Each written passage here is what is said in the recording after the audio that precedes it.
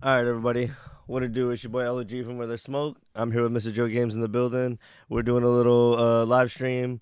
We're gonna talk about the Iran war, a few other popular topics, and just kind of talk our shit. I need to get Mr. Joe Games banner back in the building, but go ahead and say what's up, everybody, to everybody. Joey. What's up, guys? It's me, Mr. Show Games. We also got another special guest in the building today, Mr. Ryan, Mr. What R, up? whatever you want to call him. He's also gonna be giving his opinion on some shit that we're gonna be talking about, like them gas prices. They out of control. Bullshit. Yeah, he's not obligated, and Joey kind of dragged him in here without him knowing, so. Yep. If I said something crazy, it does not reflect the views of Ryan necessarily. Or Anyway. me, or me. Or Dang, me. no, you're in, Joey. um, okay. You want me to share my thing on Discord or what, Joey? yeah. Or are you just gonna fucking listen on your phone or something? Yeah, I watched some. Okay. But I could also tune in on the live stream on Discord if you wanna. I can share it on Discord. Yeah, share it on Discord. Okay. I leveled up cooking, right?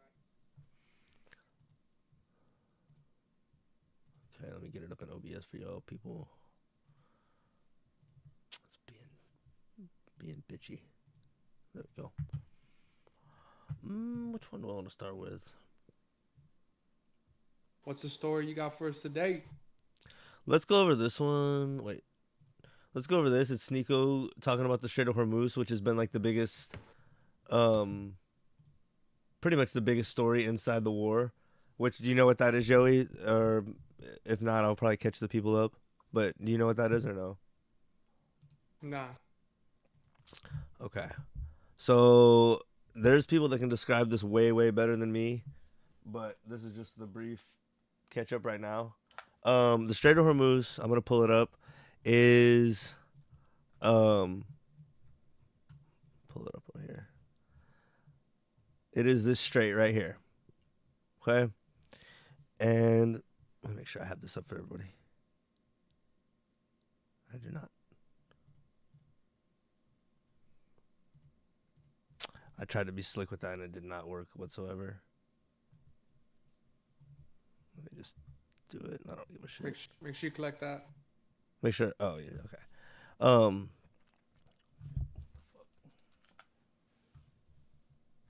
Okay. So it is.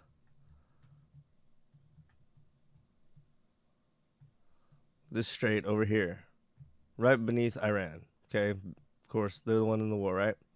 It's this strait right here, in the center of the screen. And that is responsible, as everyone's been echoing this talking point, 20% of the world's oil and like 20 to 30% of like our total energy. So like when you think of like, what is the other thing besides oil that they said? Like natural gas. So oil and natural gas, 20 to 30% of the total world's natural gas comes from either Iran, Kuwait, Qatar, these other small little countries, but they all ship it through this strait right here.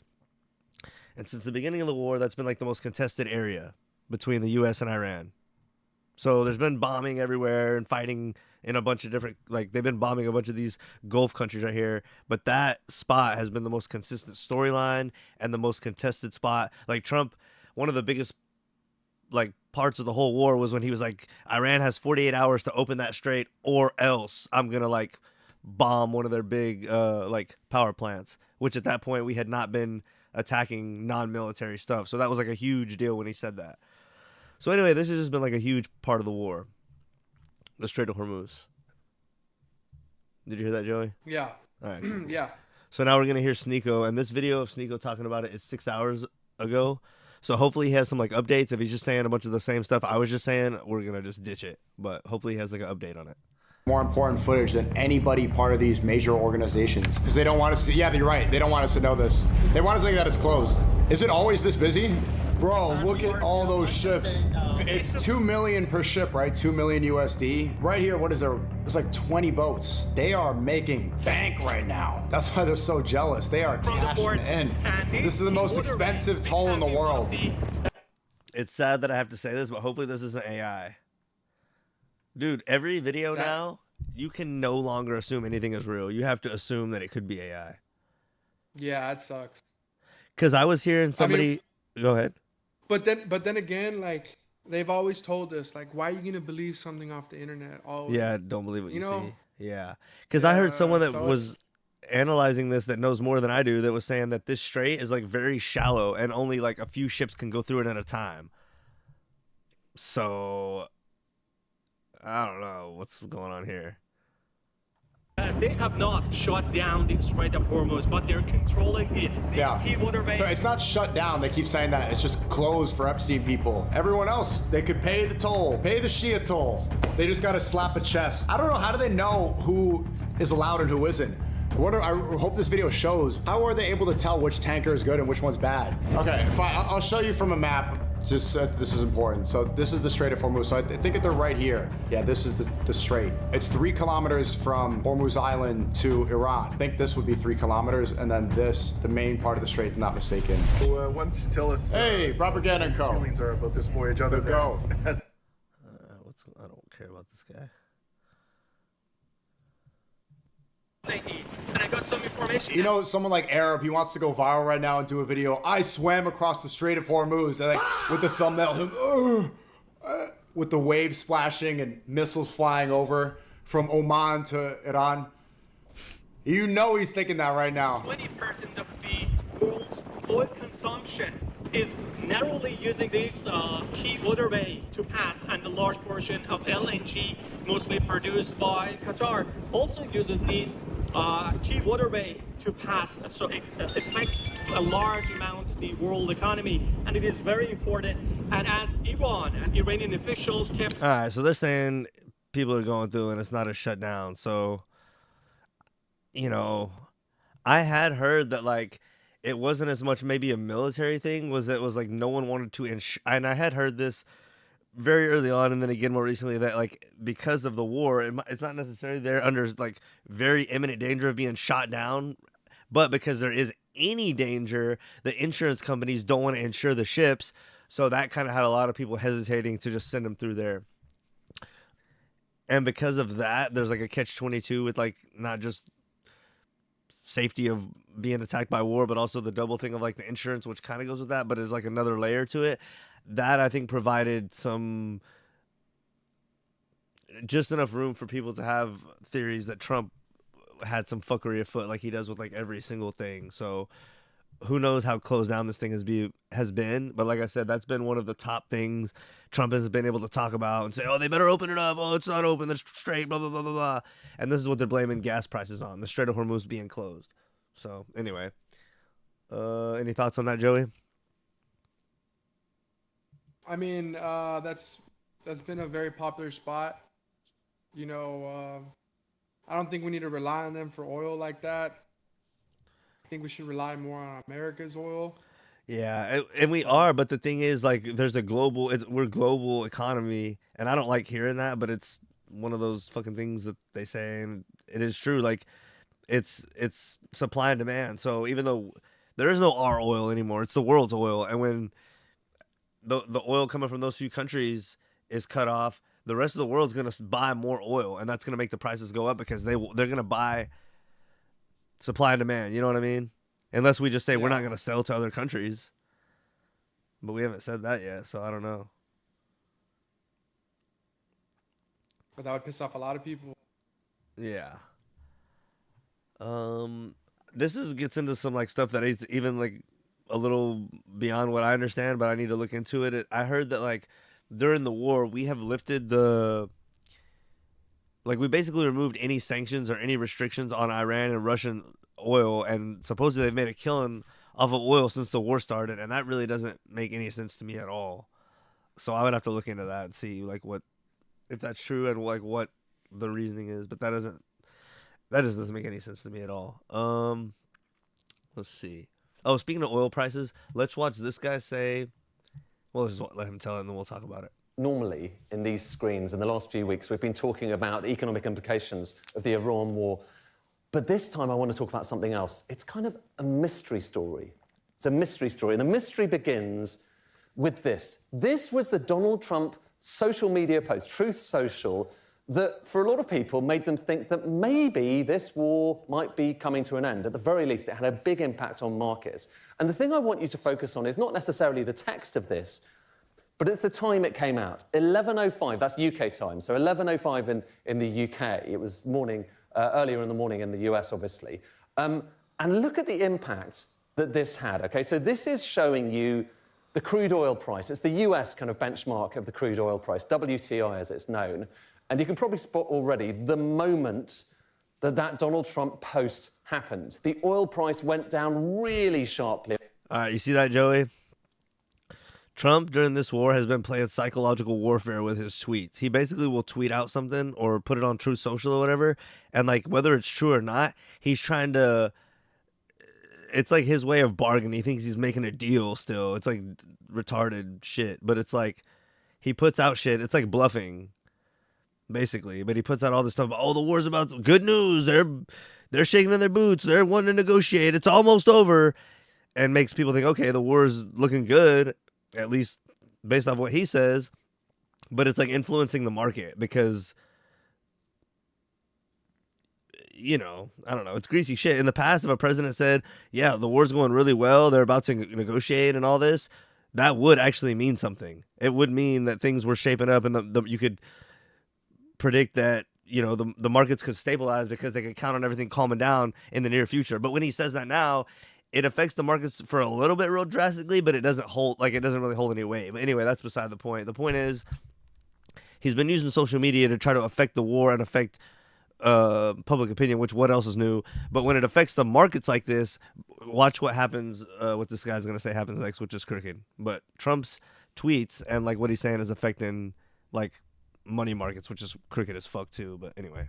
And we've had lots of ups and downs, lots of volatile days on markets in recent days. But this was something exactly else. Watch. As traders went out there and they basically said, we're selling oil because we think that things might get a little bit better.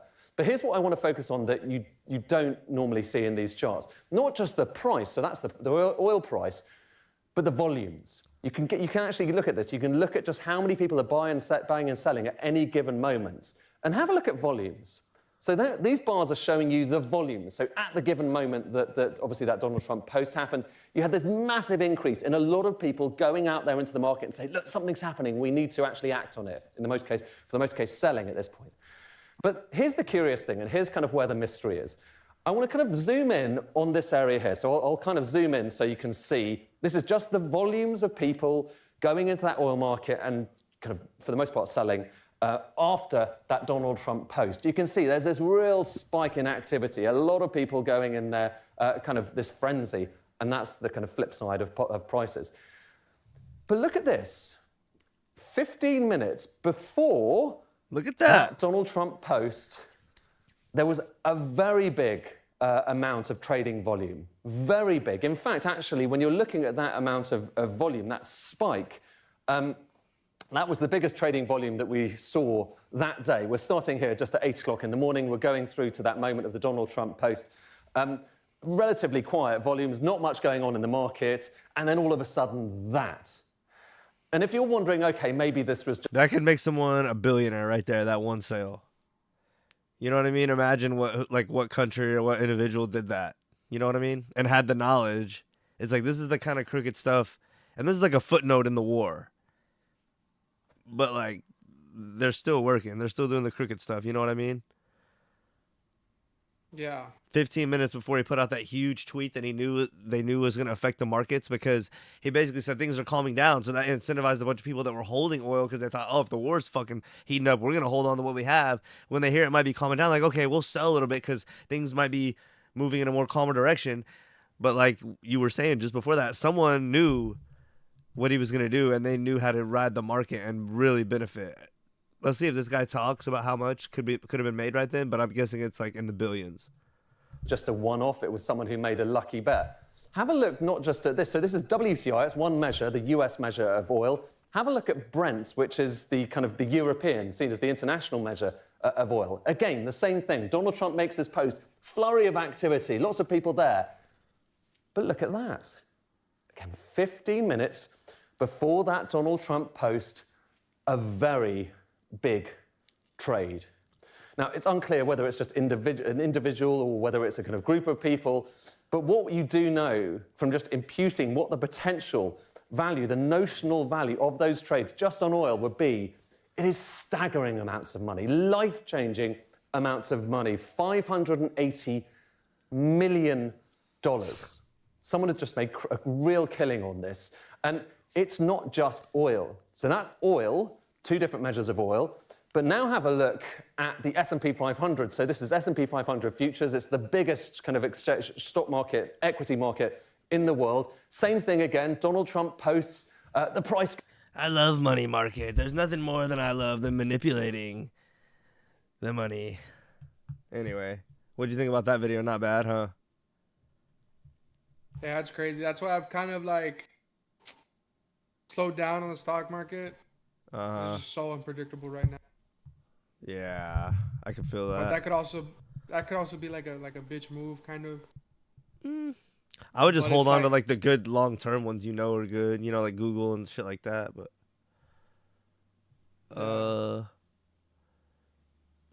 let's watch this. Yeah, Philippines supposedly is really, some other smaller countries like are really feeling the hurt on this gas thing a lot more than us.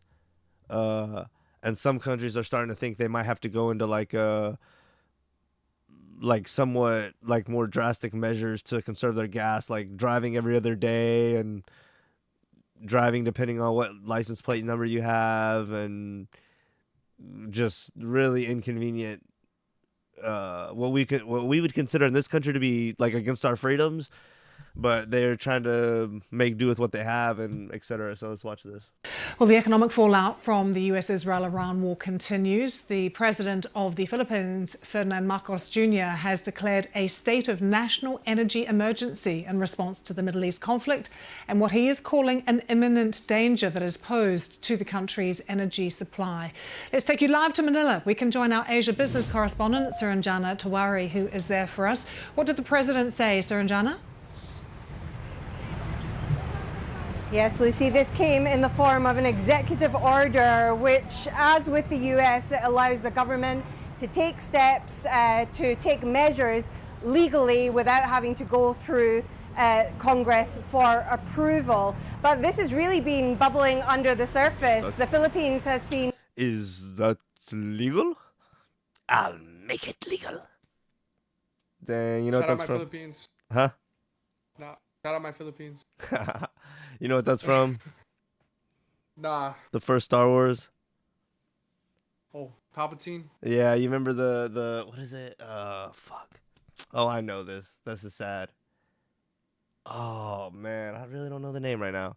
The one with Anakin when he's a little shit. The first of the prequels. Can't remember the name right now, but yeah. Phantom Menace. Phantom Menace. There you go. Appreciate that.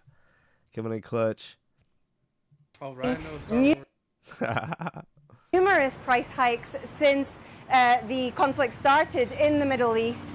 And one issue is that 98% of the Philippines' oil supplies comes through the Persian Gulf. And so the country has really been suffering from everything from transportation to the price of rice. The conflict started in the Middle East.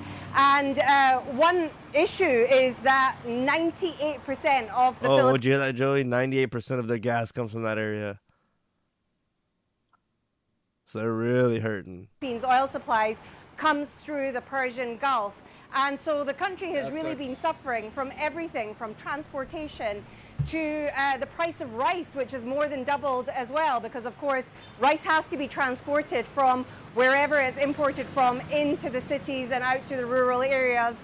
That's crazy. The price of rice has doubled there. As well, there was another rate hike just today, and that takes the price of diesel and petrol as well. Say it again. They live off rice. I know, it's crazy.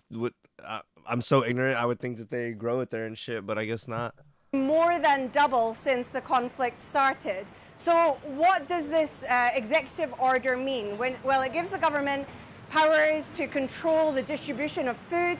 It also is able to control movement and so reduce the reliance on energy as much. And there's also a big question mark because there were demonstrations organized for this coming Thursday and Friday. Emergency powers generally mean that the government can stop those types of demonstrations, but we've not heard anything about that just yet. They're obviously protesting over the hardship that all of this is causing. Has there been any commitment? Do you believe protests work? To a certain degree. No, they don't. They don't really work. Like, especially if you want to like take over a government or like topple a government or like create a real change. I would love for someone to bring up a time when a protest or a series of protests really did something. But have you seen any of the Game of Thrones, Joey? Yeah, I've seen. Okay. Ryan's actually just started watching it recently. Sick. It's good. Yeah.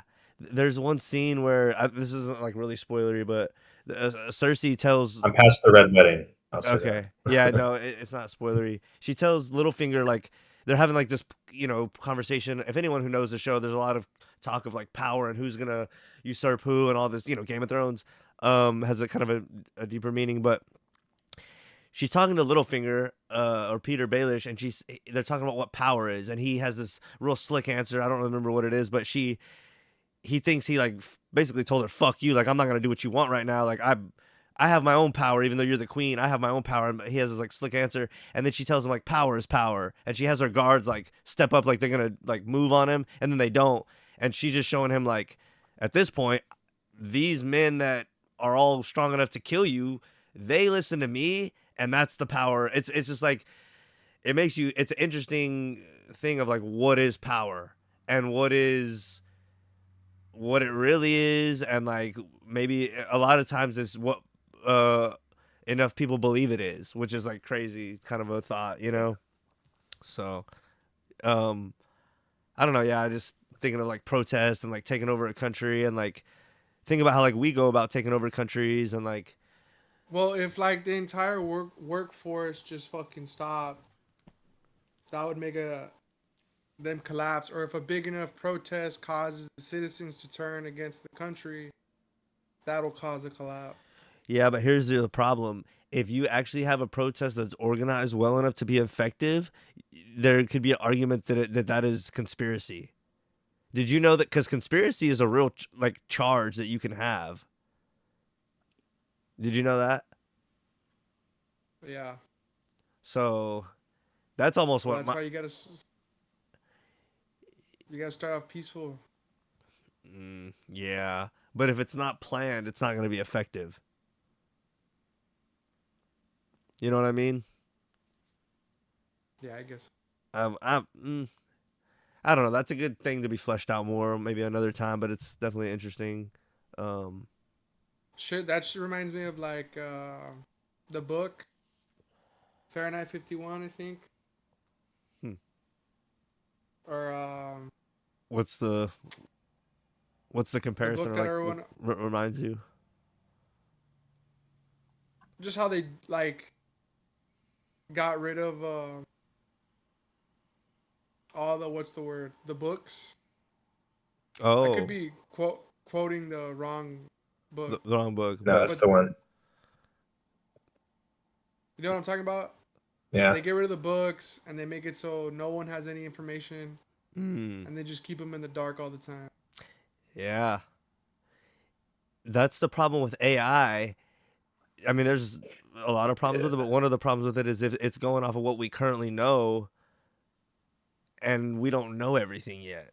You know what I mean? And maybe it doesn't have access to like all the books and stuff that it just has access to online. So yeah, that's an interesting, especially in an age where we move more and more away from books, and more just depending on like, oh, let me just Google search it. It's like maybe all the information is not really on there, even though a lot of it is. And I truly believe there's things we still have wrong. So like I said earlier, if AI is building off of that, that's a concerning thing. So all right, I'm done with this video, I think. There are a lot of banned books out there in the world. these days. That's interesting, huh? Let's watch.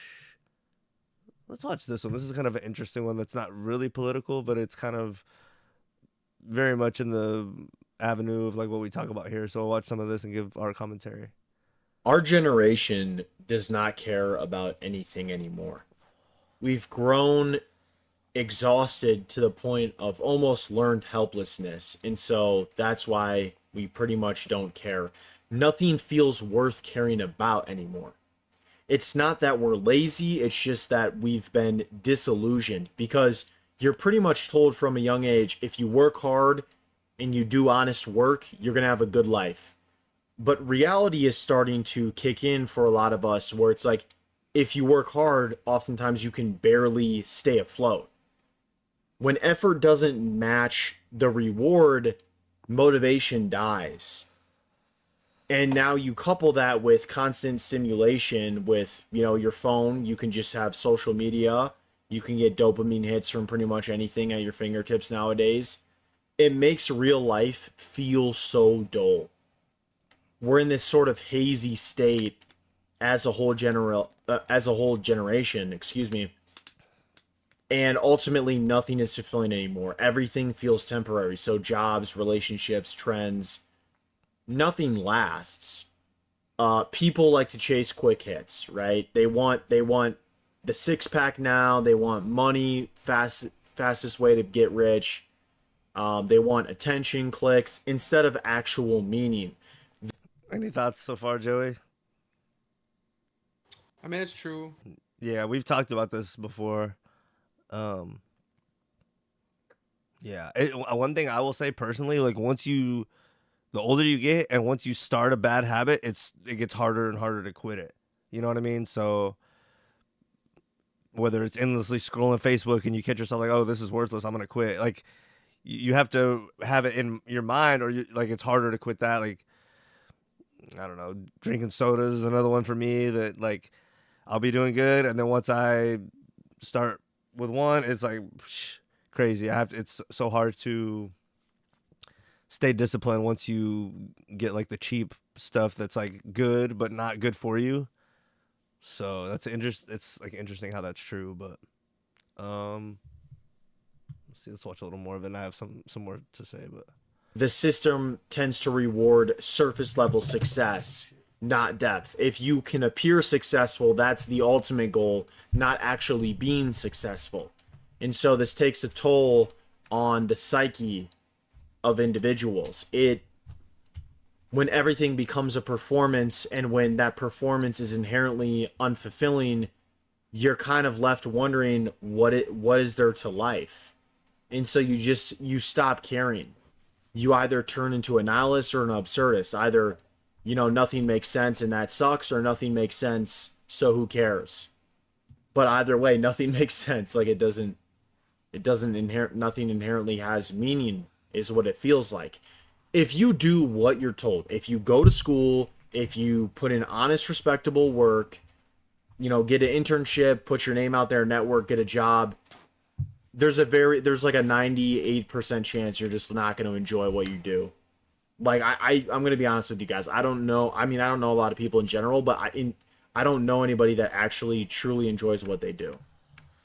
Are you feeling like some of that right now, Joey, trying to like find a career being like out of college? For sure. Sucks. Yeah. You gotta know people, bro. Like, you gotta have connections. The world's so corrupt. Yeah. I was talking to one of my grandpa's friends who like ran a business for like a many years, but didn't necessarily have to like get it going. He was just kind of like handed it to him. But he was talking about like how a lot of young people he sees nowadays, like they go to college and then they just don't know what to do and they maybe struggle for a little bit. And not to say that they don't get it going and blah, blah, blah, but he's just like, I think that's like an age-old thing, though. Like, people in their young 20s figuring it out. You know what I mean? But I think the college thing is a new spin on it these days where these people are promised. And because we were talking about, I was like, I remember in high school them telling me, like, college, or it was almost like college or bust for for like the teachers and my parents and like the counselors. They're like, if you don't go to college, you're basically like a loser. So it was like, that's not a good mind frame to put like kids in, I don't think. You know what I mean? Like college is good for some people, but it's not good for everyone. And I think too many people go and then they end up with like a bad taste in their mouth or whatever, you know. And some people end up accruing like a large debt and then really struggle, and there are those horror stories too. So there's that side of it as well. There is a death of the American dream.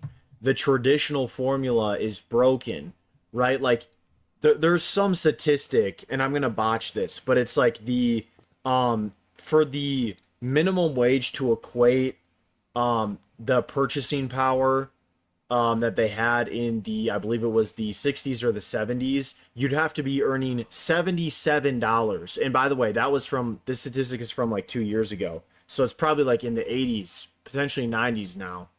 You'd have to earn $77 an hour for minimum wage to be able to afford a home.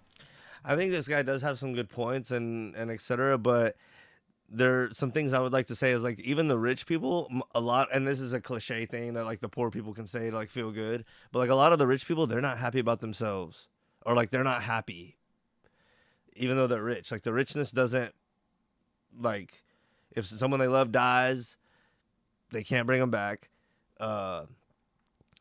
And there's other certain rich people that may not be like the uber rich, but are like rich enough, and they have people like they have health issues and stuff that just can't be solved with money, and like etc. So, you know, money is not the end all be all, and you know there are people who.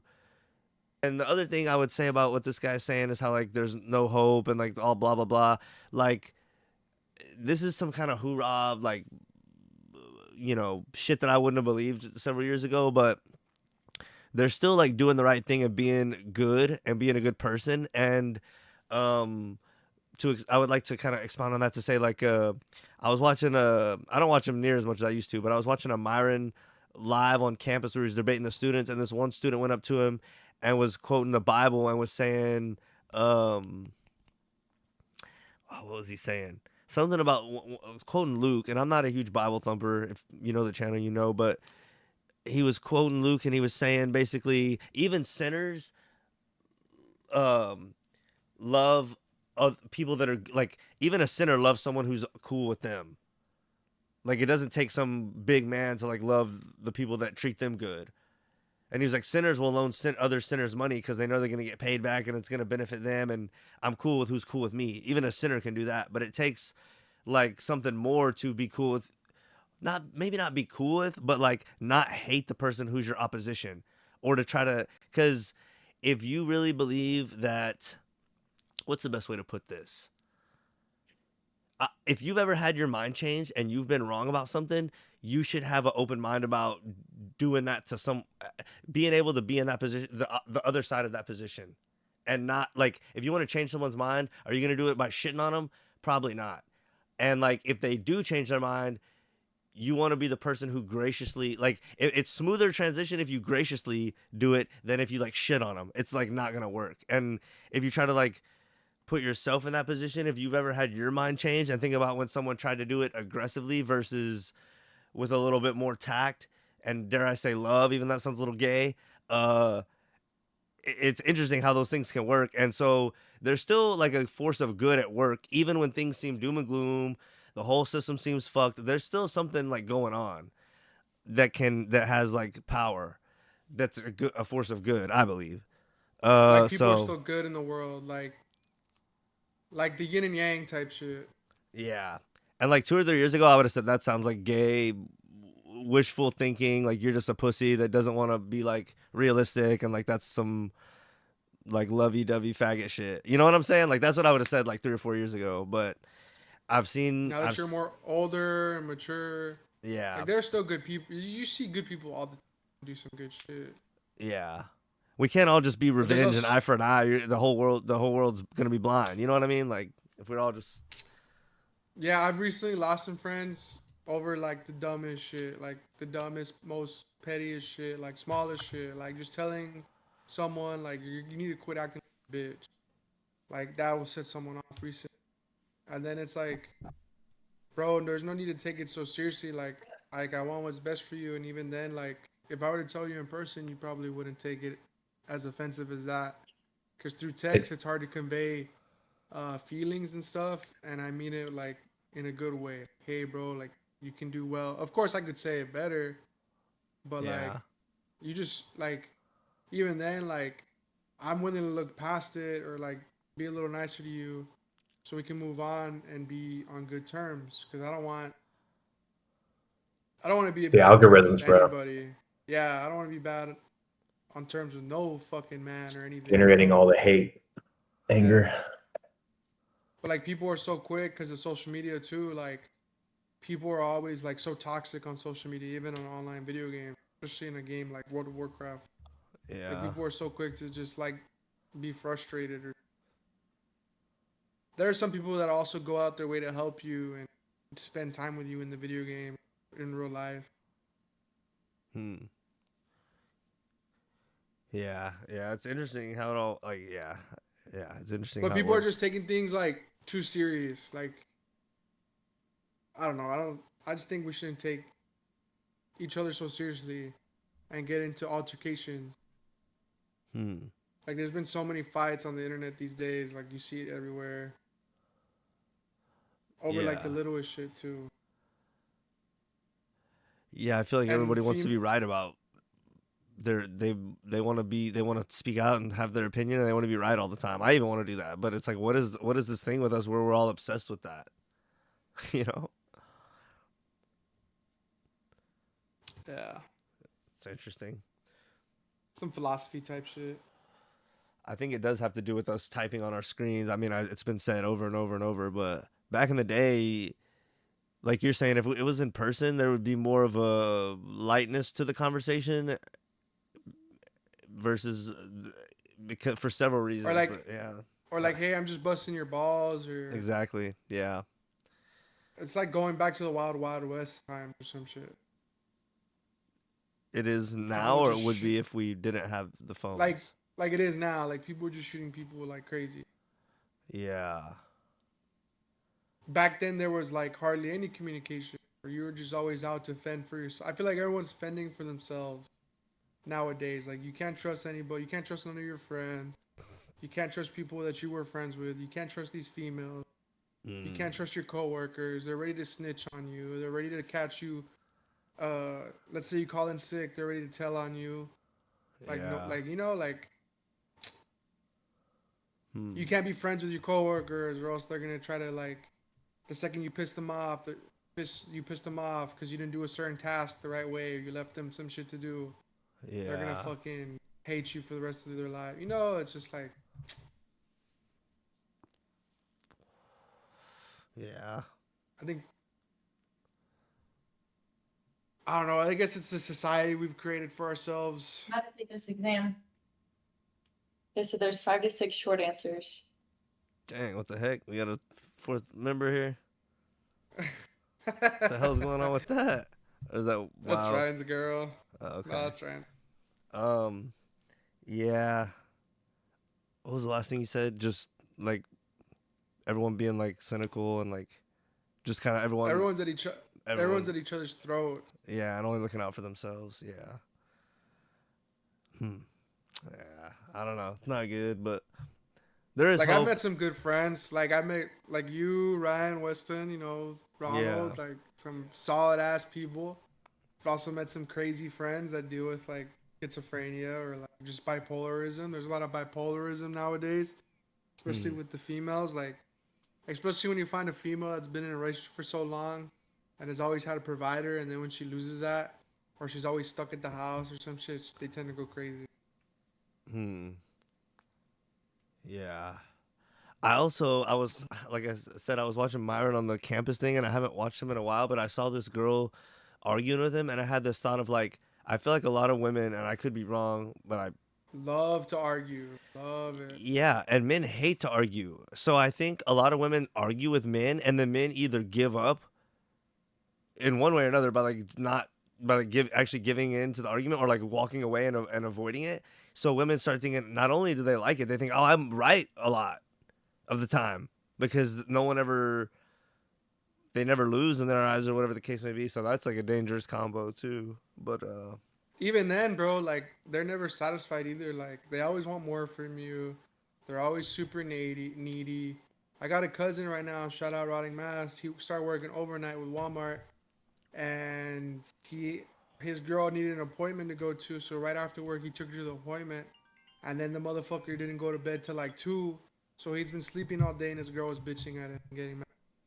Dang. It's like, damn, this dude just stayed up all night working, busting his ass off at Walmart for you.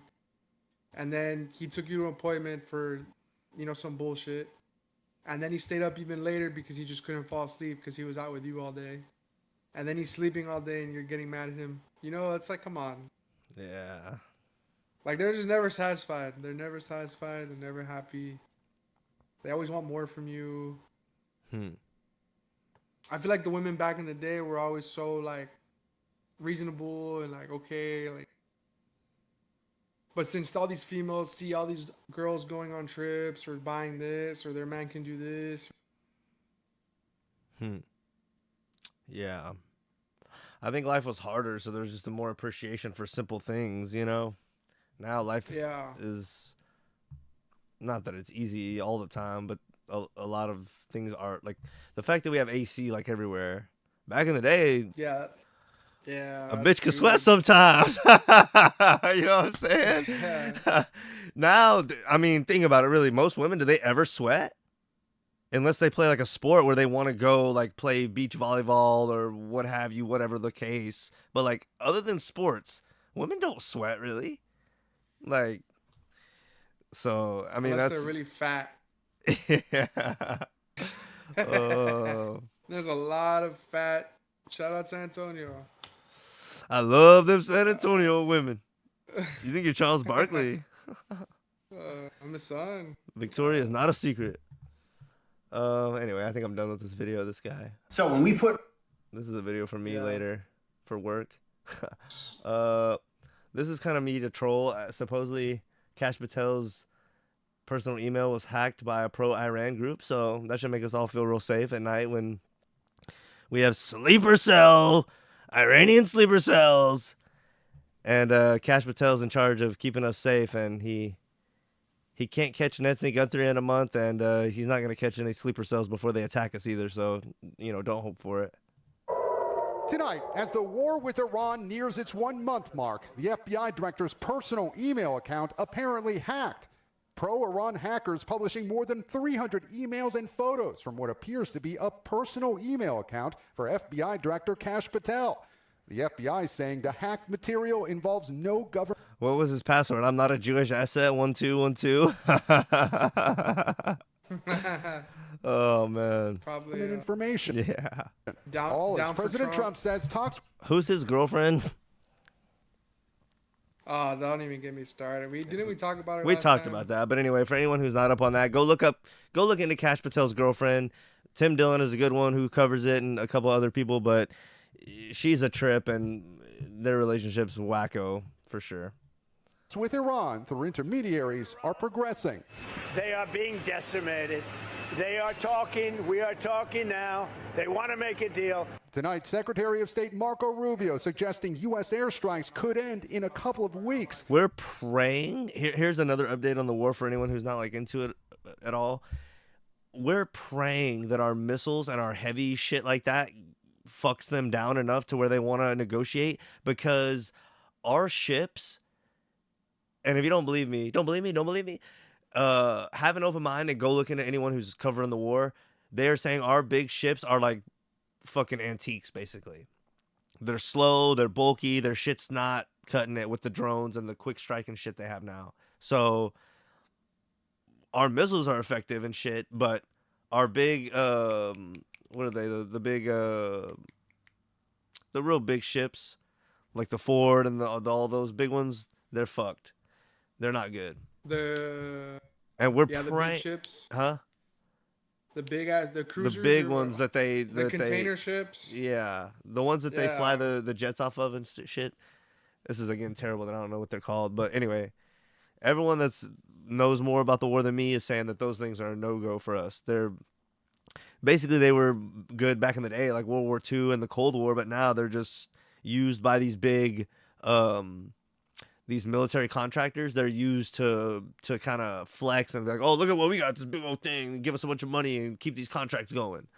So that's kind of the story on our military. Supposedly, like these big contractors are not really giving us, like, the millions and billions we're pouring in are not equating to super cool new military technology like you would think. It's all old and bulky and fucking. We're not flying around in Iron Man suits. You know what I mean? And saying U.S. objectives can be met with no ground troops. We are ahead of schedule on most of them, and we can achieve them without any ground troops, without any. While on Capitol Hill, most You better hope. And the more and more they say that, over the past like 2 weeks, we've been sending, I think we've sent like 5,000 troops to the area. So they're saying no troops, but why are they sending troops? I mean, come on, bro. Republicans strongly. That's the thing. Everything our government says to our face is the opposite of what we see coming out on like Twitter and other real news. Every time they say something, the opposite comes out like a day or two later. Back the president I like how you strikes on said Iran. Twitter and real news in one statement. When it's no longer called Twitter, it's called X. But even Fuck then, off. That we have to like, what's the word I'm looking for? Resolve or Resort? that fuck resort to fucking Twitter social media to or get our X. news. Yeah. Social media. Yeah. But yeah, my cousin, shout out Roddy Man. He's a big bitch. He's like, man, I have to delete Twitter because all this war shit's depressing. I'm like, Just don't get on dude, there. You delete Twitter, like, are you? First of all, I hate Twitter. Twitter's like the most toxic social media out of all the fucking social media apps. Yeah. So you shouldn't even be on there. But it's like, damn, get over it, dude. Like, this shit's been going on for years. Yeah, but well, Like, yeah, that's true. Fucking Biden, when Biden during Biden's fucking term, Ukraine and Russia went to war. Why? Yeah. Why? Yep. Why did Yeah. people freak out about that shit? Why didn't it cause What was all any this sad fucking then? problems? Yeah. Yeah. Rotting mass, you need to fly a Ukrainian flag. It will make you feel not sad. All right, I Yeah, tried. it's just ridiculous. It's ridiculous. So remember this: anyone who's kind of not really caring about it, but wants to know the flashpoints, they're saying no ground troops needed. So remember that when they send them in, if and when they're saying no ground troops. I Just mean, like- there should be no need for ground troops. It should be all fucking drones and robots. But how come Iran hasn't given up yet? If we're fucking them down, absolutely. How come they haven't given up yet? Trump's been saying that for 2 weeks. Oh, it's almost over. Got it about wrapped up. It's almost over. It's almost over. He's been almost over this as many times as I was almost done with my ex from like 3 or 4 years ago. Dude, he is playing with himself, big time. I would say it's because of hatred. You know, hatred can cause people to go through unimaginable lengths. Who are you saying that? What does that mean? About who are you Like saying that all about? these Trump or the fucking Iranians? Iranians were fucking bombing all their people and bombing all their leaders. Oh and yeah, why bombing would all they, their like friends if and- that's what my buddy Austin says. If we quit now and they still have anything left, they're gonna like do anything they can to get back at us now. They have nothing to lose and they hate us. For sure, if they didn't hate us before, they do the Trump with the hands. If they didn't hate us before, they surely hate us now. Like, this is so crooked. Yeah, like if I was from there and they were doing that shit to us, like I'd want to fucking kill that fucking enemy nation until they fucking. This Sad. is so crooked. And what it's getting people here that support Trump still, I mean, like you nailed it when you're like, we've been fighting wars since September 11. We've been fighting wars. Or else there's been a war going on somewhere else with the Ukraine-Russia thing. But like, what was I going to say? We've always been at war. Ever Oh since yeah, I was a fucking it's getting kid, people like- to in their mind, I don't know what I'm trying to say. readmit or like be okay with war again, like be okay with it again, like, oh, we're gonna support Trump going to war again. You're just saying that you're okay with killing again, I guess, basically, for no reason. You don't know why. Oh, we can't let them have nukes because they can't be the killers. We have to be the killers. So crooked. Better them than us. Yeah. Would you rather be a slave or a slave owner? I'd rather be a slave any day. Fuck. But that could be the whitey guilt. But if you're a slave, you could still just be a good person and be happy, and hopefully it's not too much hell. But if you're a slave owner, it's like, dude, you gotta be a fucking piece of shit. No. You know what I mean? They're gonna be fucking my slave wife and fucking whipping me in the back and kicking me to the fucking ground, and fuck that. You'd rather be a slave owner? I mean, if I was a slave, one, right? I'd plot. You plot every fucking day. It's like kill or be killed, you know? Yeah, it's a fucking. I don't care. Like, I'd kill them and. Yeah. What about Jesus? Whoever else. What do you mean? Would I rather be Jesus or the? No, think about him though, because he died, right? He sacrificed his life. Yeah, that's the whole thing, you know? It's like a cheesy idea. It's the whole martyr idea, but what do you think about that? The martyr idea? What, sacrificing your life? I mean, that's essentially what his whole thing is, right? They try to glorify it into something a little different, but that's essentially what it was. And that's what I believe. I believe that he died to show people the way. Not, it's like I don't think he died so that you're pure now. That's stupid. That's how I think. It's like what's the word? Let's say there's a train coming and there's two ways it can go, left or right. The left one has like a group of kids playing on the train tracks, and the right has like a fucking elderly person that wants to die. Which lever are you pulling for the train to go? Yeah, that's different though, because either way, two innocent people are gonna die. That's different.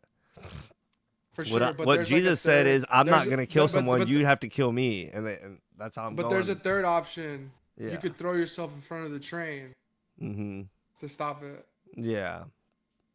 Like, but that's like the oldest fucking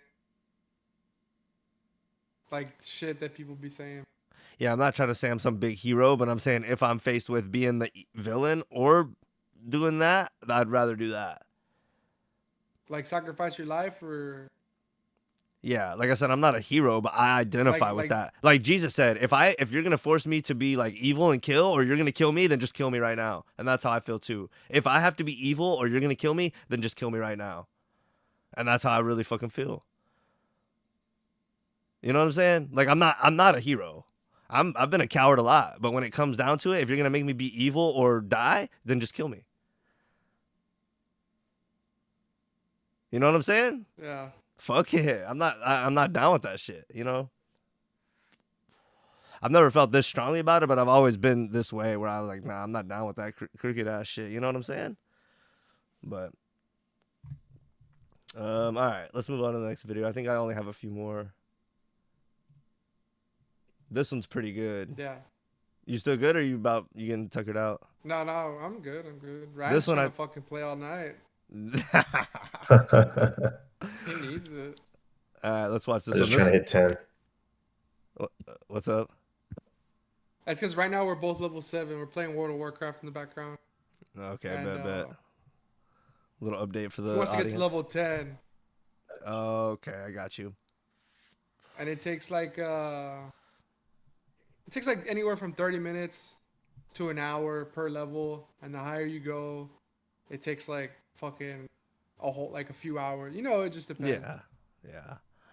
This is a really good video. I watched all of it earlier, but I'm definitely probably pick up on some stuff I missed before. It's this guy I found out about on Vlad. His name's Torre. I kind of fuck with how he has a solid like foundation. He kind of really has a good pushback against Vlad a lot, and he was like a writer. He covered like hip hop for a while. So, anyway, he's an interesting cat, and I saw one of his flashbacks on Vlad. And I was like, I'm gonna check this guy out and see if he has like a YouTube channel. And sure enough, he did.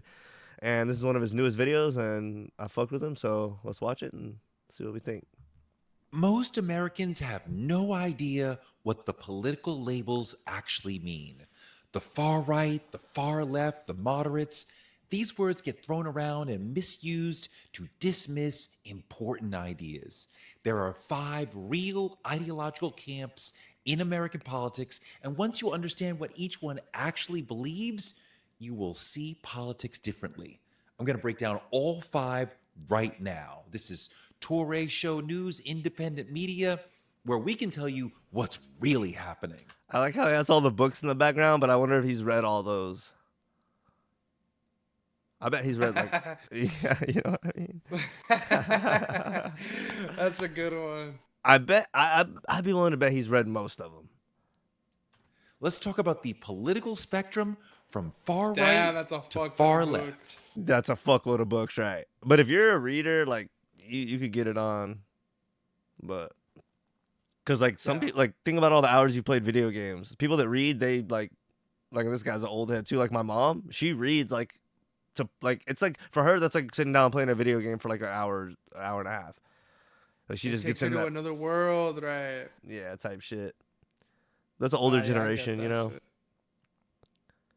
Now I've read a few books, like I had to in college, and Yeah. there was this one book that was really, really good, and I couldn't like I fucking just kept reading, you know, like I was like, Yeah. oh fuck, like I want to know what's gonna happen, and I was like, damn, like this is why people read books and shit. Yeah, it's truly like when you read a good book, you're like, damn, this author's on some other shit. Like, yeah, it makes you appreciate like how they could write, like and draw you in. So it's a skill for sure. So anyway, let's watch it. He's talking about the 5 different kind of political affiliations from left to right, and let's continue. Please like, subscribe, and comment. Tell me what group you think you're in.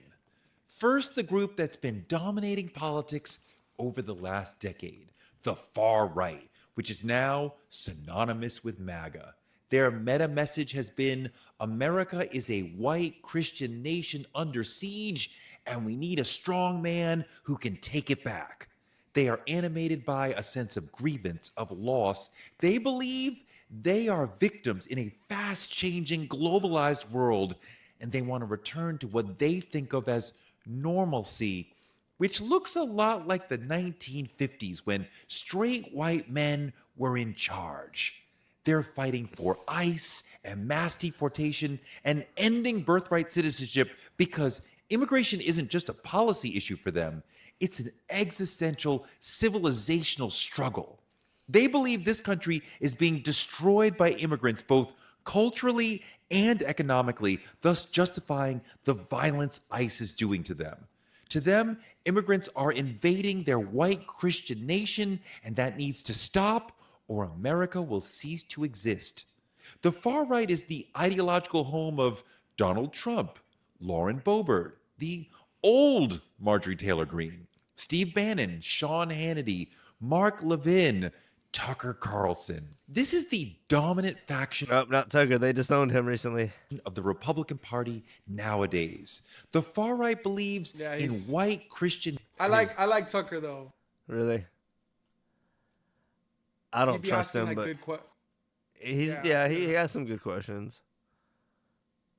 I don't fully trust him though, for sure. There's no way you work at Fox News for that many years and you don't know what the fuck's going on, little bitch. Don't play with me now, Tucker, you goddamn fucking pussy. What's going on? Oh, no, dude. God damn, I almost need to do a hit piece on him. Back in the day at Fox with his cute little haircut. What's going on? I just don't know. Those faces he would make. It's like, you know damn good well what's going on, you cuck. Oh, man, don't get me started. Nationalism and wants abortion bans with no exceptions. And they want no protections for LGBTQ folks. They are deeply suspicious of institutions like government, media, and the academy. And they believe that the 2020 election was stolen, and thus they cannot answer questions like, who won the 2020 election in a simple way?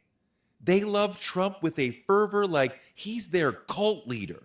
They believe January 6th was a false flag operation by Antifa, but also that it was a righteous insurrection.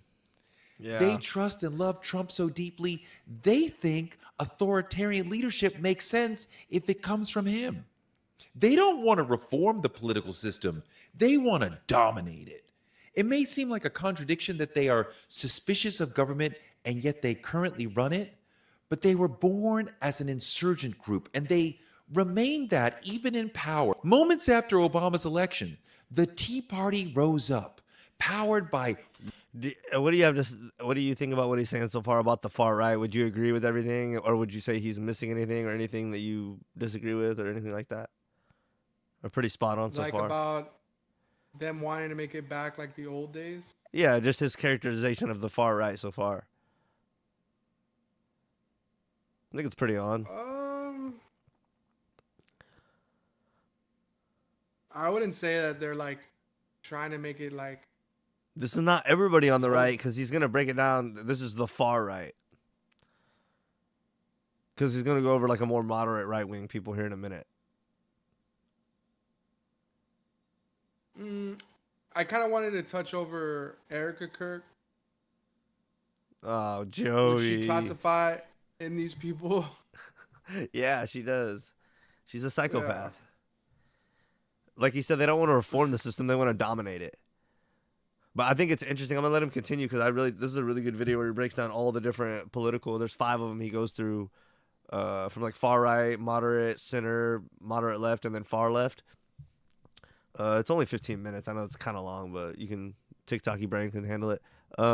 He's about to talk about the Tea Party, which is an interesting thing that I like how he put it in here. Because at the time, I remember the Tea Party, and I remember thinking like, this is a bunch of wacko, like, few people on the right who are like just lost, and they're like they're like a small portion of right-wing people, and they're creating the Tea Party. I was like, this is gonna not ever matter at all. But he's saying it did kind of eventually play into things. So let's watch. White racial anxiety. And they turned remained that even in power. Moments after Obama's election, the Tea Party rose up, powered by white racial anxiety. And they turned the GOP much more radical. They were all about demonizing immigration and attacking moderate Republicans who weren't tough enough on immigration. Their victories jerked the party rightward and showed how far you could go by being ruthless about immigration. Around the same time, the alt-right rose up, mostly online, stoking white nationalist racism.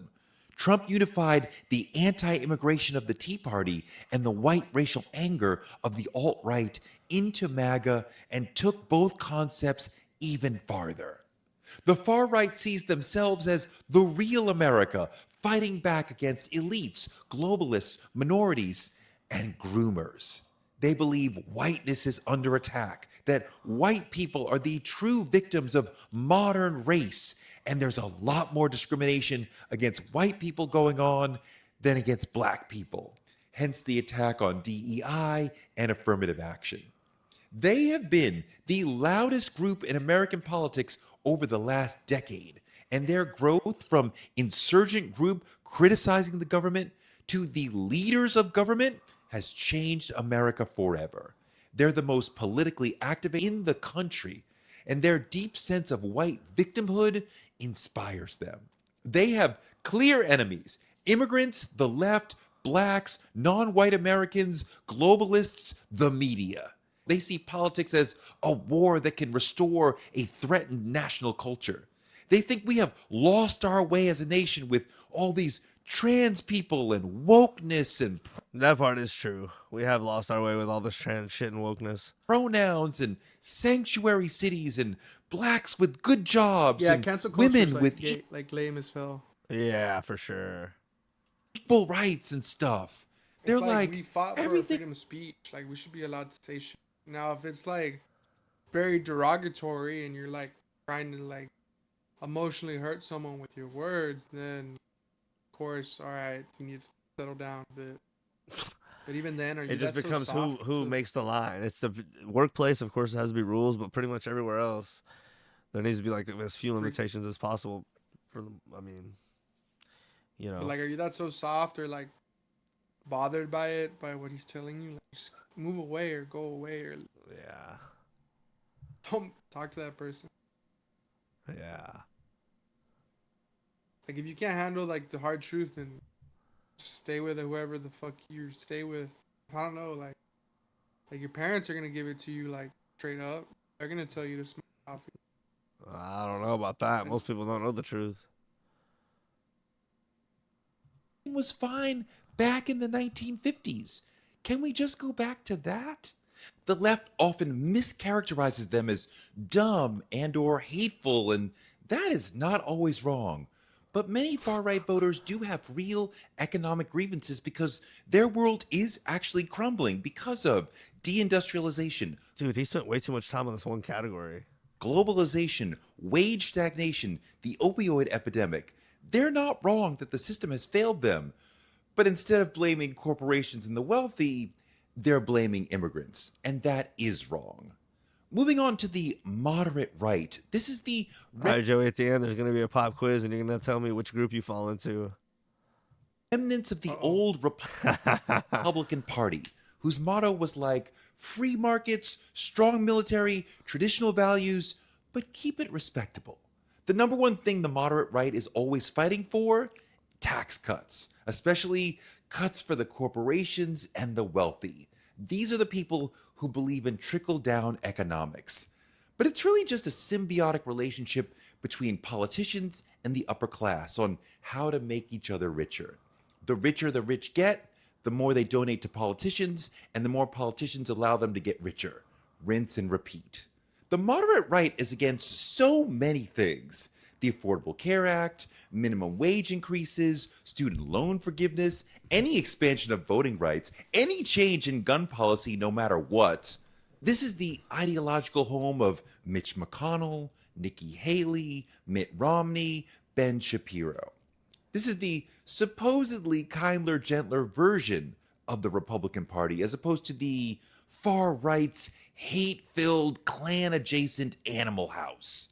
But that's why they seem old and out of step compared to the far right, whose fascist chic is somehow attractive to people.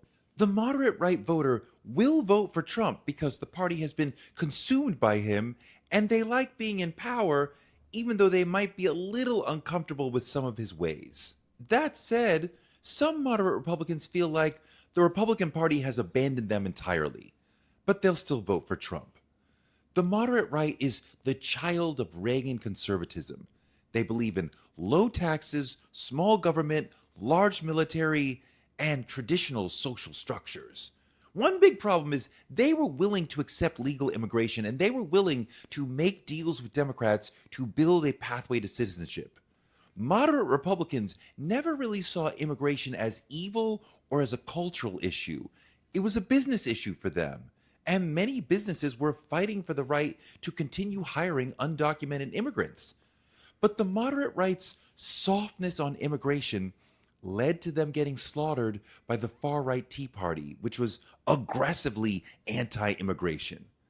The moderate right is the group that gave all the power in the country to big business. They demonized unions, refused to raise minimum wage, argued that corporations are people, all of which facilitated a massive transfer of wealth from the middle class to the upper class. And that has left us with massive wealth inequality. But the moderate right's loyalty to big business on immigration allowed MAGA to sneak in with a more populist, anarchist, anti-immigrant message that made moderate Republicans look like wimps to Republican voters. Moving on to the center, which isn't an ideology per se, it's more of a posture. It's more of a vibe. Their vibe is both sides are crazy, I just want things to work. Or I don't choose a side because I'm above politics. There's at least two kinds of centrists. The "this is me" low information, disengaged voter who doesn't follow politics, and the high information, no labels type who believes both parties are broken. The both sidesism kills me. The notion that not believing in either party is some kind of a virtue kills me. They believe not taking a side makes them seem smarter than everyone. We are smarter than everyone else. It's not a seeming thing. It's true. Else, when what it really means is you don't really understand politics, or you're so privileged that you can. Oh, I understand. I understand everything. Joey, do you have anything to say about that? I don't. Which category would you fall under so far? Or are you on the left side? I'm always in the middle, dog. You're a centrist too? Yeah. Float above it. You're not smarter than everyone. What were you gonna say? I don't know. When I was younger, like really young, I was like super far right. And then the more mature I got, the older I got, the more understanding I got, I became more far left. Oh, okay. But the older I got, the more weird I got, the more woke I got, the more far right I became. So, you know, it's like, it's just back and forth. But I would fall under the middle. Okay. For sure. Did you hear about the food stamps? How they're no longer allowing sodas and snacks? I think so, yeah. Chips and shit. You like that? I think that was a great. It was a good move. Oh Sucks no! for the kids. Sucks for the kids that didn't get to take advantage of it. I know. I was a fat little kid growing up because of that. Dude, Trump's gonna have a speech tomorrow and he's gonna interrupt Survivor. Dude, once a week I get Survivor, and you're gonna shit on it with some more crap about Iran. I am gonna go live and I am gonna roast every fucking thing you say, you cocksucker. Do you understand me? God damn, this motherfucker. So he's gonna interrupt your show? Yes. I'll be damned. I bet he doesn't say one new thing. Not one. I want him dead now.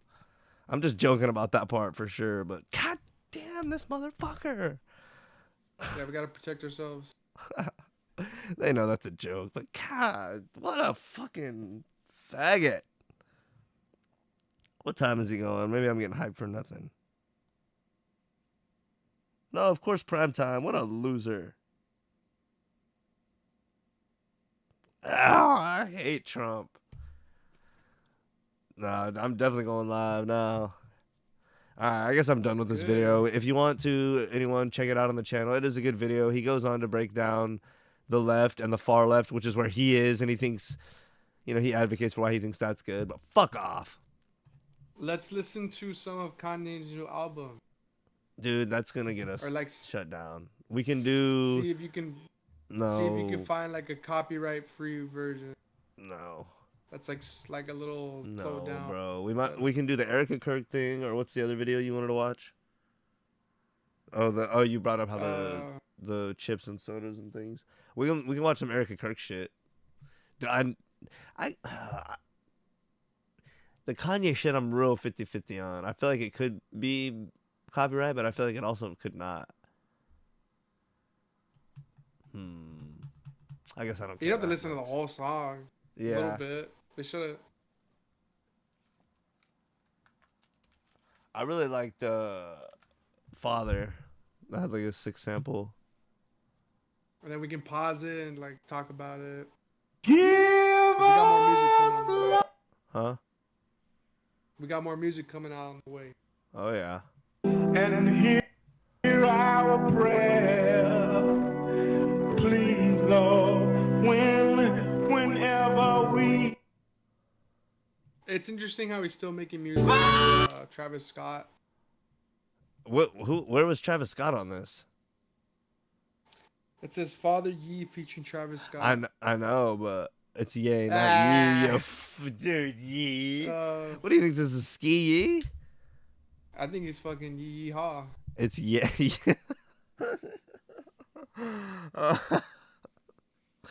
Oh my god! You know it was Ye though, right? Yeah. You've been good. I just want to say thank you, Lord. Dude, that drop was sick. Dude, yeah, this one I like a lot. I just want to say thank you, Lord. You've been better to us. Yeah. guy's sick. And then he starts rapping in it, but it's the. I used to hang on the 9. Now I bought 2 streets. Cottage Grove to King Drive. Anyway, yeah, that was a real good one. I like the. Oh, what's it called? Punch Drunk. That was a good one. Oh, that one was good too. That one's really good. There was 4 that stuck out to me. That one I just played, this one, Whatever Works, and one other one. I don't know if this is an official release because I don't think this is his channel, is it? Maybe, I don't know. Hungover. Punch drunk, hungover on love. My mom said that sounds like young Michael Jackson, and it does. I mean, I don't know if it's him, but. What's in the vision was divine. That's a stupid sample. Sonny listening in his prime. Used to dream about this every day. The way to hit him.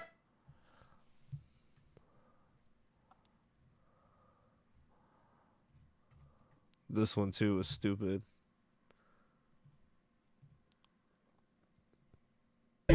Down payment on the cost of your love and on a purse. Go to work or whatever she said. Whatever works.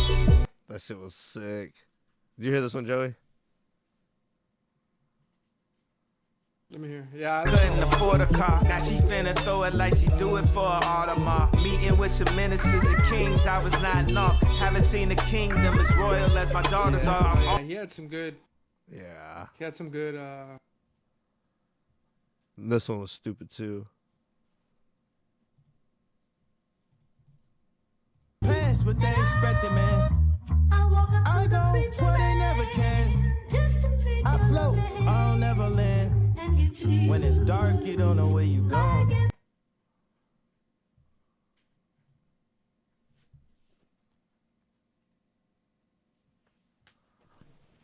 He had a song in Spanish. I thought that was crazy. Really? Which one was that? I never expected that. Oh no, it's one of the songs. Hand me a drink before I get more deep. Those are the ones I like. Preacher Man, Whatever Works, Punch Drunk, and Father. There were some other real good ones too, but those are the ones that really stood out to me.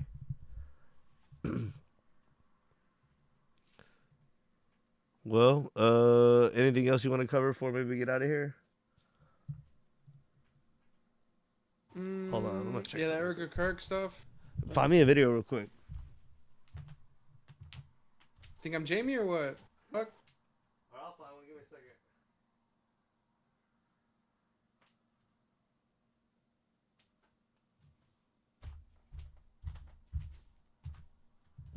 second. Jamie, find me a video real quick. Let me see. What did you wanna? What have you seen about her recently, other than the Drewski thing? Just that.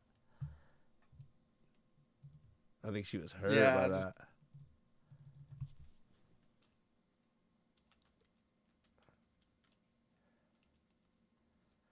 Erica Kirk. She's a queen.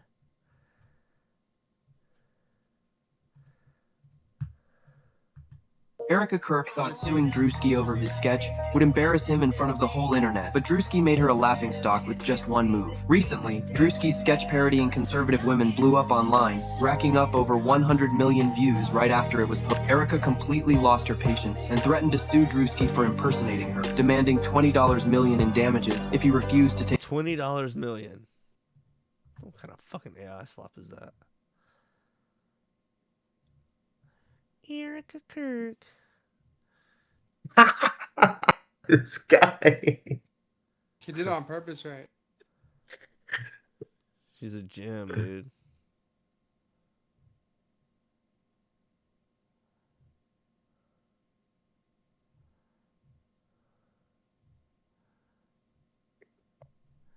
How do we hear that she's suing him? Is that just like a random,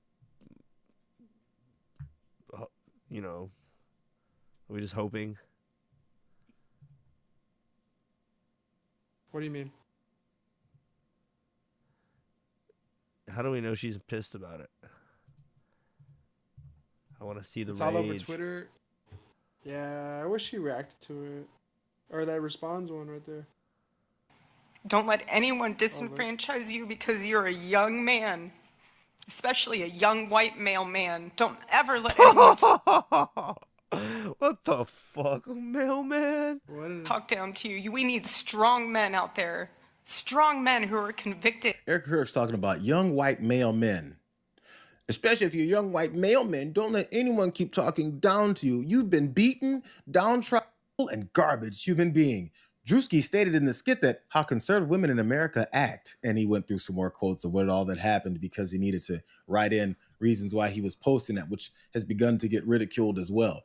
Has everyone really been like on edge? Has it been like constant massive backlash towards Drewski? Is Drewski getting canceled over Erica Kirk crying everywhere that she goes and promoting herself and seeming like she's celebrating with?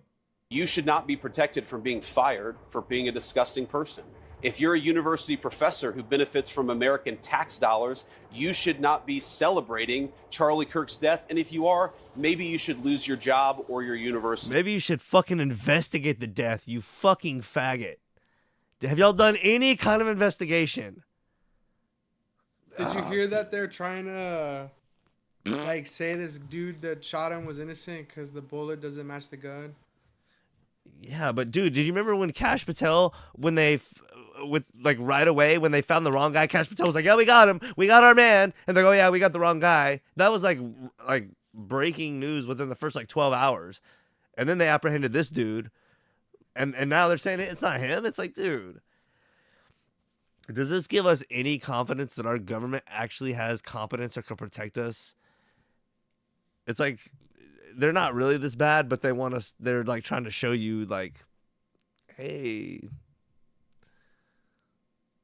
I don't know. It takes effort to be this bad, and people still are not catching on. Should face a loss of funding.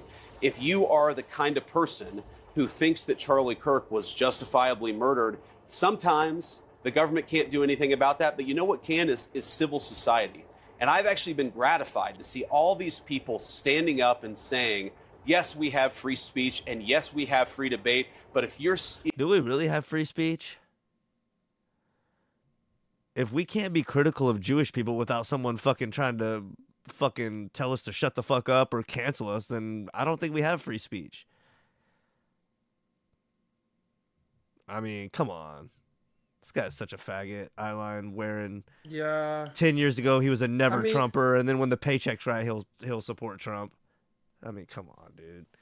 There's rumors that Peter Thiel's all up in his pockets, or filling his pockets rather. What were you gonna say, Joey?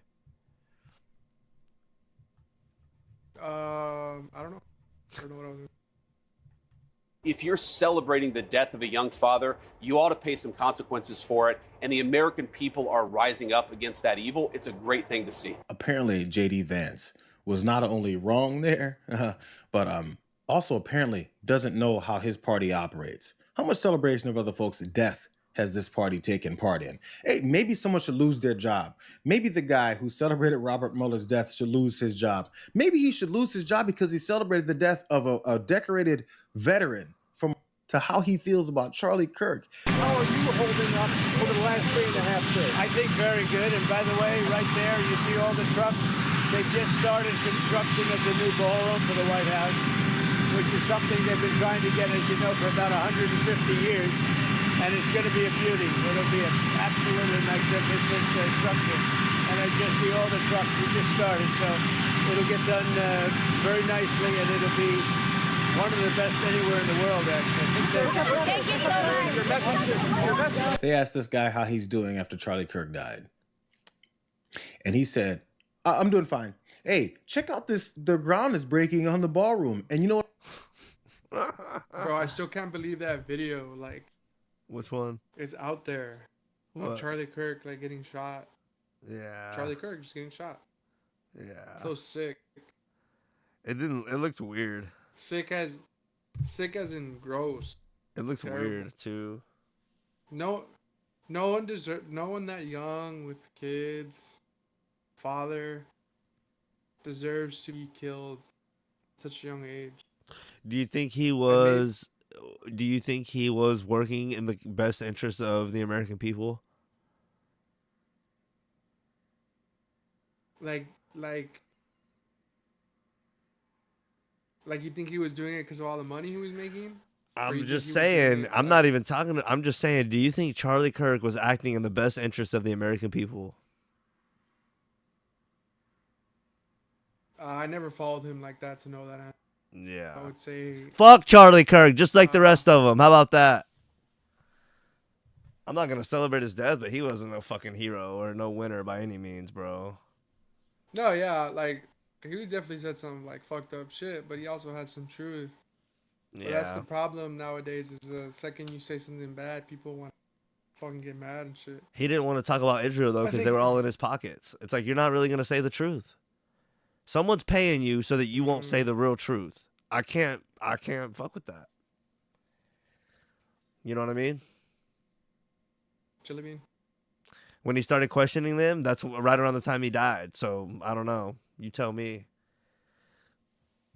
The whole thing about his death stinks to high heavens, but he was no hero anyway. If you're in politics, you're gonna have a hell of a time convincing me that you're trying to do something good for the American people. We see that every time someone gets in there, you never are able to be a force of good. So for you to make the argument that you're trying to get in there to do good, I'm gonna have a hard time believing that. And then we can start actually looking at what you voted on and whose money you've taken, if they would ever admit that. So it's like, yeah, right, brother. Erica Kirk.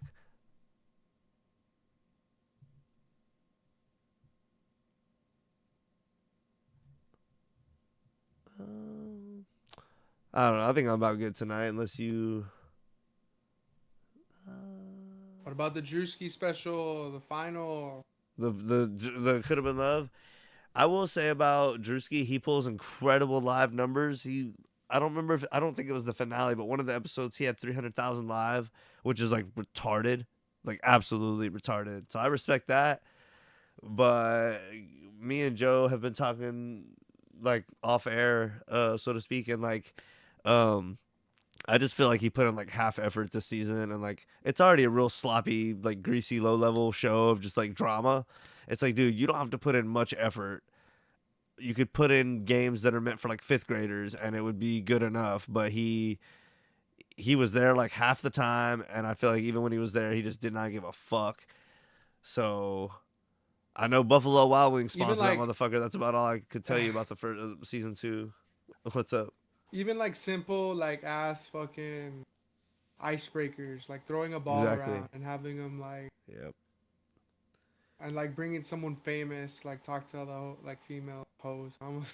Bro, They were all- anything. Yeah.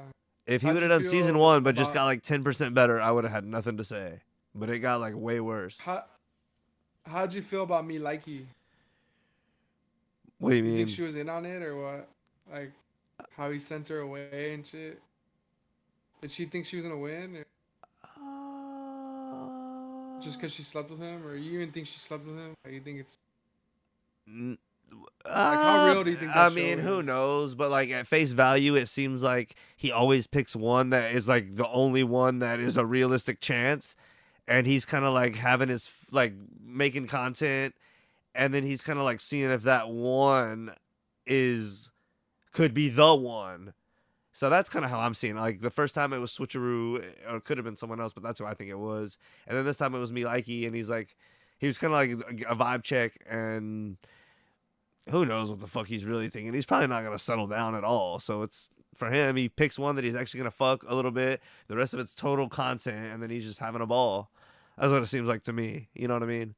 And she probably knew, like, hey, I might have a small chance to win the money, but you know, I don't know. Who knows how in on it they are? What do you think? You know who really got the most out of that? I think Matumbo, the big I could see that. chick. I see her on Facebook Reels all the time. I could see that. Like doing really well for herself. Yeah. She built like a lot of connections and shit. Yeah. She cracked me up when she started fucking breaking everything. That was crazy, dude.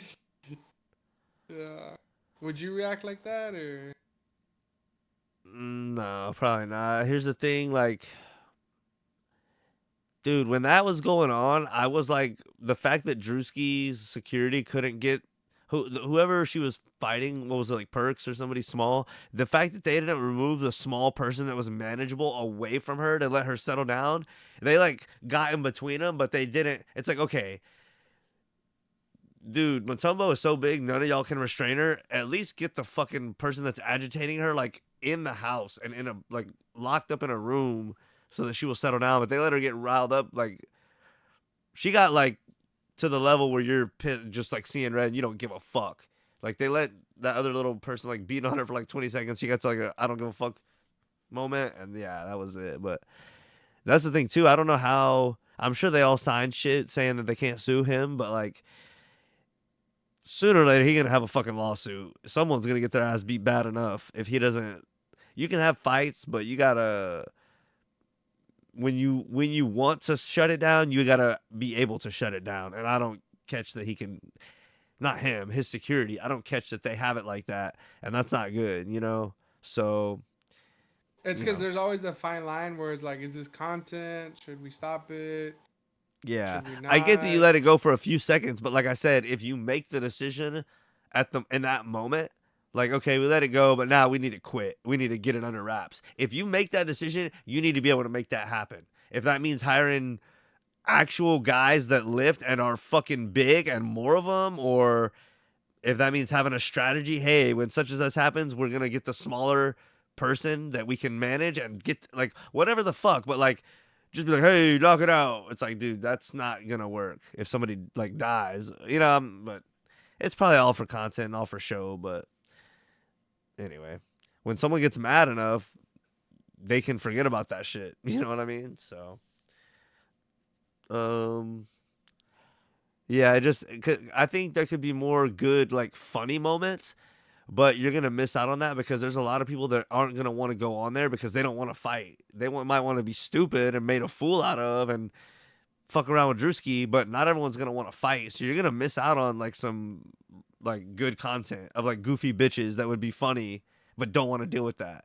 So like if it was me, like just wanting to make the most money and make the best show, I would want to like just obviously it's still gonna be low level grease, but you gotta fucking be able to manage some shit. You know, that just if he came to me like, how can I make season 3 more profitable and make people actually want to fucking get into it? That would be some shit that I would tell him. But what about you? What are your thoughts on like season 3 or like season 2 and moving into season 3? Like, what are your thoughts on overall?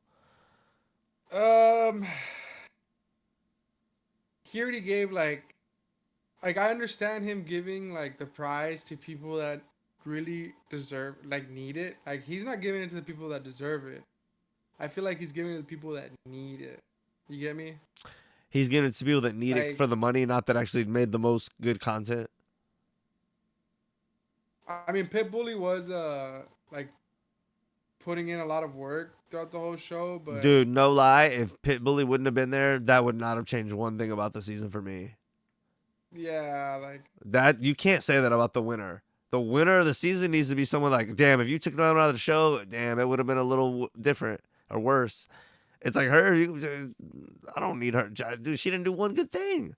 Name one Like thing last that she season- did that you like. I don't know. She would like bark and intimidate Drewski. That was like her whole thing. Oh, whoa, whoa, you better not kick me out, nigga. She was Excuse me, showing but off her all fake she would do. penis. Yeah, dude. That was gross. And then Drewski went in there and like confiscated at the very end. That was kind of funny, but it's like, dude, even that was just like.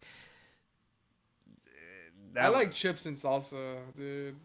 They've been on Fresh and Fit before. They're kind of, yeah. Bots. They could have got more content out of them for sure. They're the exact kind of people I'm talking about, though. They're stupid little bots that he could have got so much good content out of, but because people were just beating him up and then he kicked them off, it's like, dude, they didn't even. I got like no content out of them, and dude, I've seen them on Fresh and Fit. They're goofy and silly, and yeah, that was a good point that you brought them up. But They should have separated them and shit, and like make them like be their own people and shit, or like They could have had a competition do, where they like- split everyone into 2 groups, and then they're in the 2 different groups, and just have it like that for the day, and just simple shit like you know. Yeah, like, or even having like complete puzzles or some shit, or like, Yeah. I don't know. But Having Bambi back was a fat L. That did nothing for me. she was really good the first season. But this second season, she was so full of herself. Yeah. She was good the first season. The first but season, like her on the boat. I did not need she her was back. trying her fucking hardest. Like, I did not need her back. I think Selena should have won. Even though, like, honestly, it's kind of botted, though. She's just so famous versus all the other girls. It's not even fair. But yeah. for me, she provided the fucks most content. celebrities. Huh? Yeah, she was good. I think, like, towards the end, like, Pitbull wasn't trying. Like, she was just being so gross and shit. I deadass thought Selena was gonna. I was like, there's no way they give it to this Pitbull chick. Yeah. They should have given it to Selena. And that would have made Selena, like, they could bring her back on and have her create more drama and more bullshit. Yeah. Because they lost Selena for sure. Like, I doubt Selena's gonna come back. Yeah. Anyway, we'll see. It's if he doesn't step it up a little bit, And I'm out next season. Neon slept with Selena? Confirmed? Maybe. I don't know. I think he's just playing that up for views. He's a hoe. Yeah. You think Neon's a big hoe, or? Did you see the I think he plays Island it Boys up. versus 20 Girls or some shit? No. I can't believe they're still Nah, around. that was. They're like roasting him. They're like, you got money from kissing your brother. He's hurt the whole time. Damn. See, that's some sick shit that people go to. That's like a humiliation ritual. We were talking about humiliation rituals earlier. Yeah. And there's just so many of them nowadays. It's fucking crazy. Yeah. People do anything to like be famous or stay famous. That's why I don't even kinda know like now that if we it's get- viewed that way anymore. What would the things that they used to quote unquote humiliation rituals are like normal shit now? Like wearing a dress, kissing a dude. It's like, dude, that shit's normal now. Isn't that weird?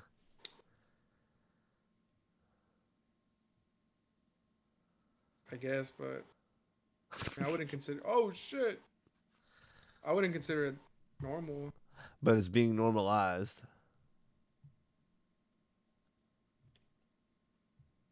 Sick. What else? Anything else? No, I think that's a good spot to end it. This was a good overall one, I think. We didn't cover too much on the war, but people are either keeping up with that or they're not. We gave them some high points, or like the cliff notes or whatever the fuck you would say. I think it was a good one. Do you have anything? We want to say anything before we get out of here? I feel like there was a lot we're missing, but Oh, for sure, dude. I'm More not gonna cover the streams. war right here. Yeah. more streams coming soon. More bullshit coming. Oh, how do you feel about that guy? The Epstein lookalike. I just think it's a random guy. That was weird.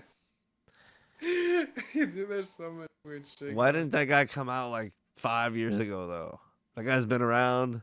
Timing is very weird. Yeah. Right? Where was this yeah. guy? Like, so timing is weird. Where's Netanyahu? That's something we'll cover maybe next Who? time.